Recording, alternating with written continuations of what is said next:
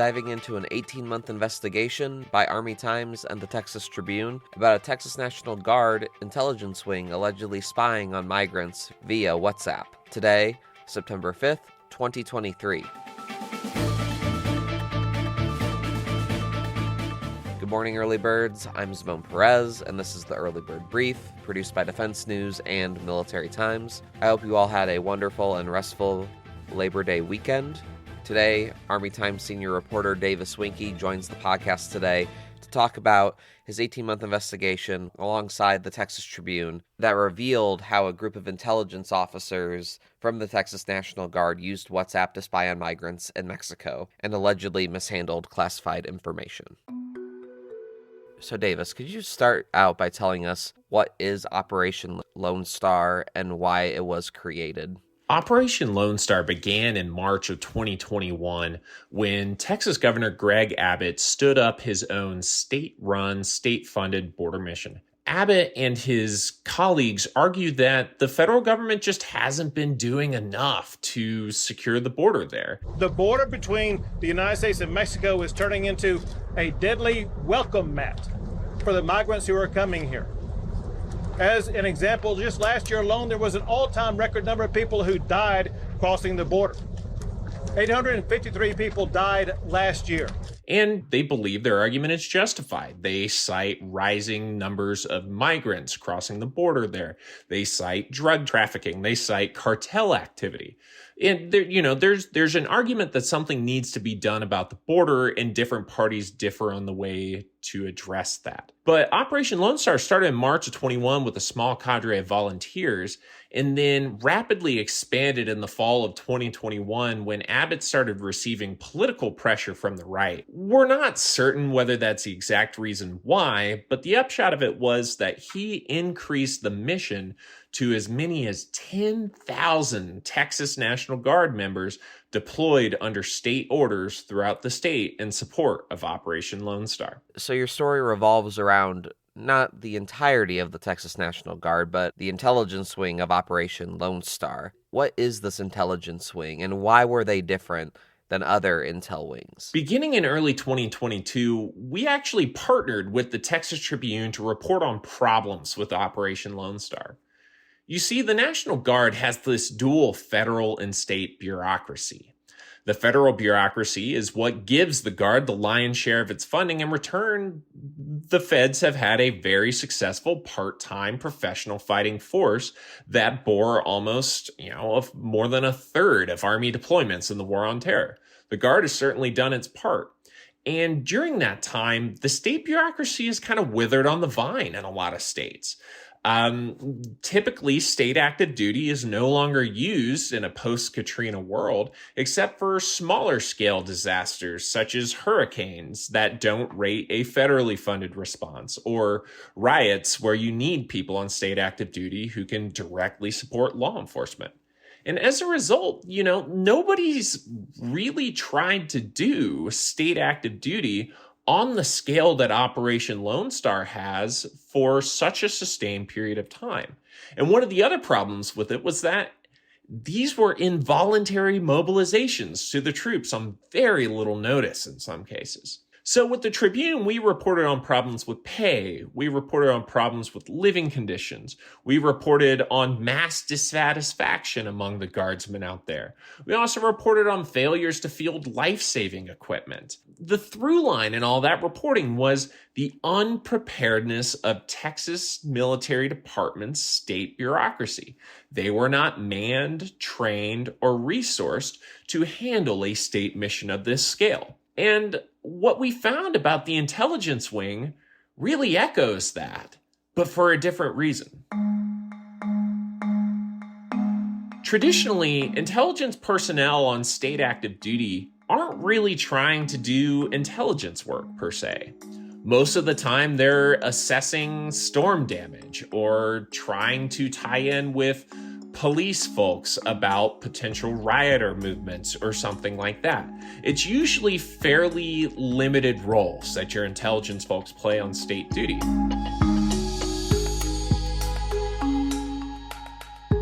In addition to those limitations, Because of the way that the intelligence community is a federal asset to the United States, Guard troops, when they're on state duty, are banned from doing foreign intelligence the way that, your typical active duty Army units are authorized to do. This means that they're not allowed to use DoD systems or methods when it comes to state active duty work. But because Operation Lone Star is an unprecedented state mission in the way that your troops are being used, you had what looked like a full-blown military deployment under state militia authority.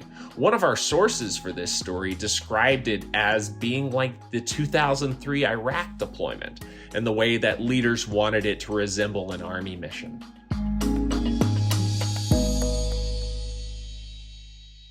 And as part of that, the leaders demanded military-style intelligence from intelligence professionals who lacked the authorities to collect information as they would if they were actually in a federally funded military duty status.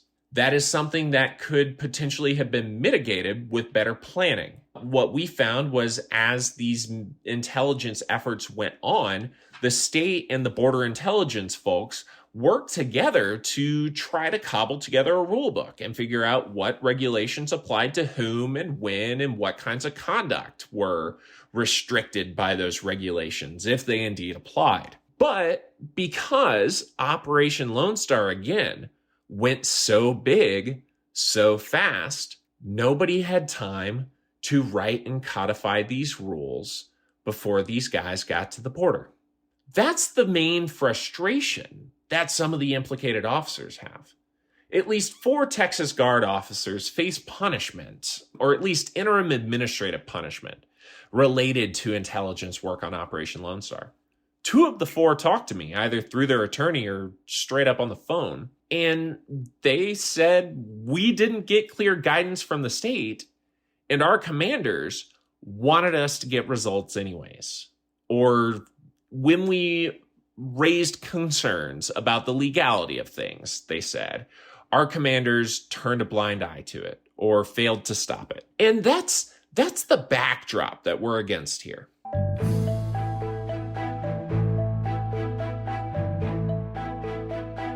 Near the border town of Del Rio, approximately 15,000 migrants, most of them of Haitian descent, streamed across the Rio Grande in September.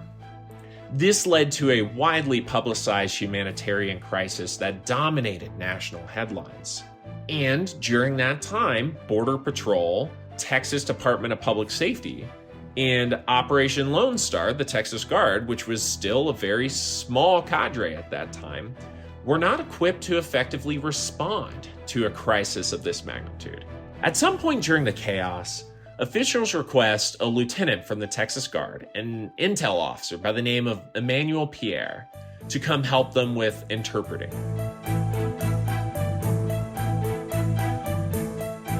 Pierre is an interesting figure.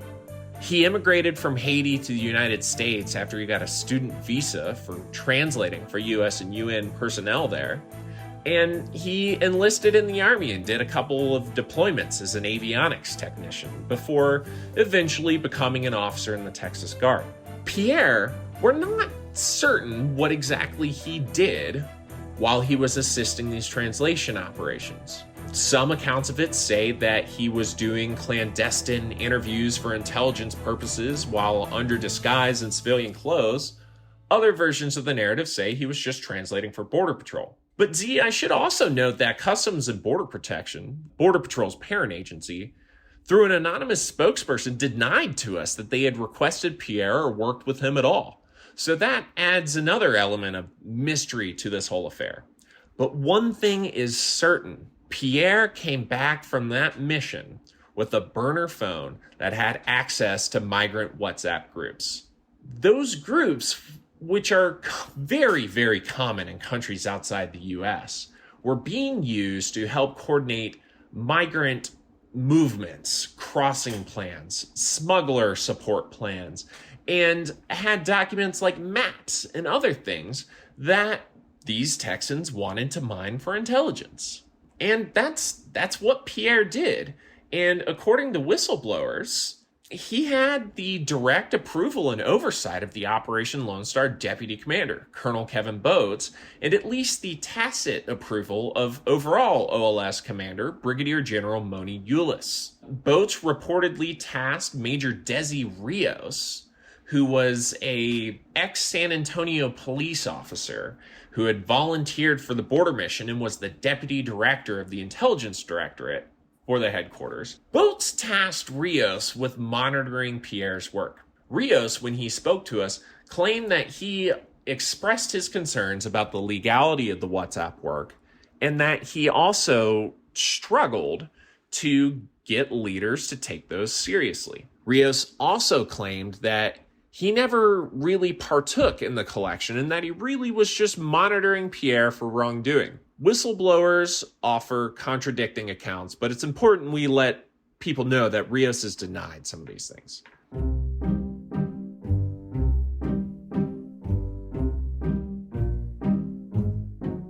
The scheme grew, and there were some whistleblower reports submitted by Pierre and Rios's peers who thought that the activity constituted unauthorized foreign intelligence work, which would have been a violation of state active duty status. The state's intelligence oversight personnel formally raised these concerns, but reportedly struggled to convince the mission's senior leaders to shut down the intelligence operation. And another figure who played a role in resisting this oversight effort was Lieutenant Colonel David Eric Tyler, who was the leader of the Border Missions Intel Directorate.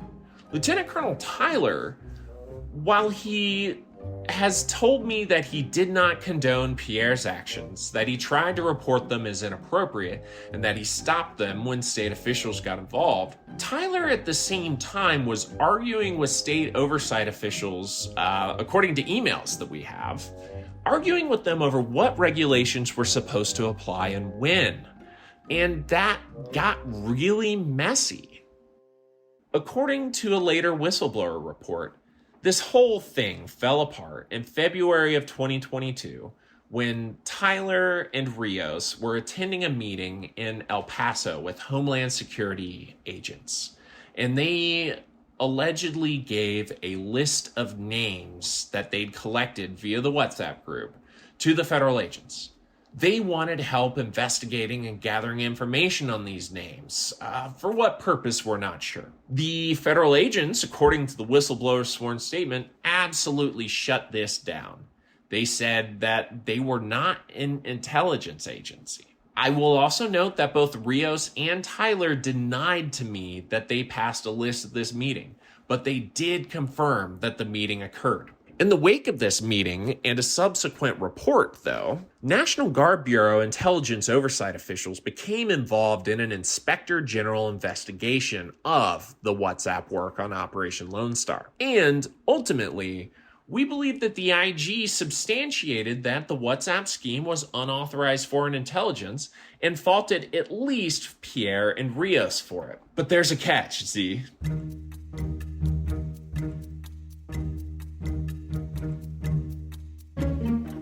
The catch is that nobody has the full IG report yet, not even the Texas Military Department. That's because inspectors general in the National Guard are on what's called Title 10 orders, which means they report directly to the National Guard Bureau and then above them, the Pentagon, meaning that hypothetically they're shielded somewhat from influence that might happen from the state commanders. But what this also adds is even more bureaucratic red tape when folks are trying to get a report released to them so they can take appropriate disciplinary actions. And the Texas Military Department tells us they still don't have a copy. But in the interim, at least 4 officers have been flagged, which is an interim administrative punishment where these guys can't receive awards, promotions, or other positive personnel actions until this is resolved. But before we move on to consequences, Z, I need to tell you about another thing that happened in El Paso.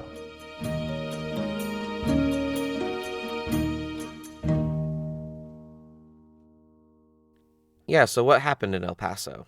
So we've only named 3 Texas Guard intelligence officers at this point, and I told you that 4 have faced interim administrative punishment. Let's talk about guy number 4. Chief Warrant Officer Eric Hack was a human intelligence collector in the Texas National Guard. He was activated for Operation Lone Star, as were many of his colleagues. By day, Eric Hack works as an intelligence analyst for the FBI in El Paso. That matters because he kept pushing his leaders on Operation Lone Star to let him and another soldier go embed at the FBI office there. And El Paso FBI actually invited them back. But they never signed a formal agreement delineating who would have access to what systems and how classified info was supposed to be handled. Hack's team, a few months later, according to an internal incident report in May 2022, allegedly mishandled classified FBI intelligence. They did this by integrating parts of a classified report into an intelligence product and sending it back to their border mission colleagues via Microsoft Teams. These kinds of incidents, though we're unsure whether Hack meant to do it or not, or whether he was the one who actually pressed the button on it, since there was another soldier on that team. We're not certain what their intentions were, and we're also not certain if it was an isolated incident, because the Texas Military Department refused to address Hack's alleged actions when they got back to us. Hack did not respond to a request for comment from us, and the FBI refused to confirm or deny any details about Hack, his actions, or his continued employment at the Bureau. But it was around the time that this spill of classified info was reported that the wheels really came off for the Operation Lone Star intelligence folks. So what were the consequences for those involved in this intelligence effort?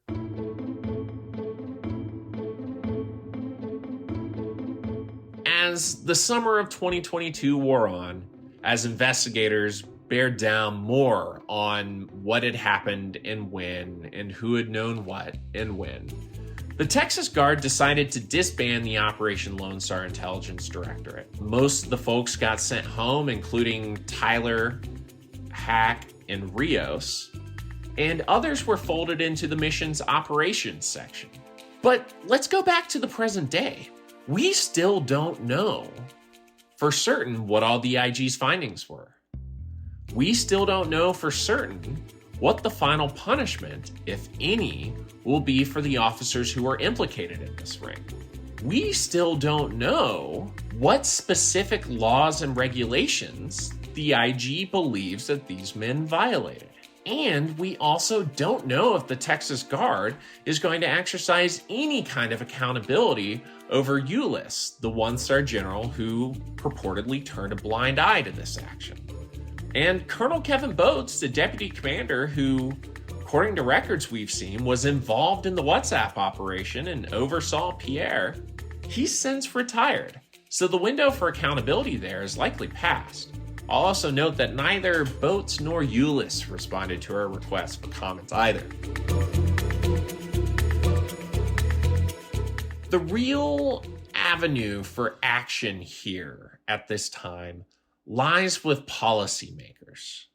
And they're taking notice. A Texas state senator, Roland Gutierrez, who's running for U.S. Senate right now, called for a Justice Department investigation into the purported misuse of federal resources. So did House Intelligence Committee member, Representative Joaquin Castro. So lawmakers are starting to take notice of our reporting and potentially start to seek more answers. But my sources on this story came to me because they were horrified that they were set loose on this mission without knowing what the rules were, which ones applied, and what they were and weren't allowed to do. And they worry that without further clarity, other states may be free to weaponize National Guard intelligence personnel to enforce dubious state laws. As the former Inspector General of the intelligence community put it to me, Z, that's why these National Guard intelligence efforts are, quote, uniquely susceptible to abuse. So we're going to keep an eye on this. We're also going to keep a close eye on how other states employ their Guard intelligence personnel, because in many ways, Operation Lone Star has become a blueprint for increased state action on law enforcement matters. And of course, we're going to keep an eye out for accountability.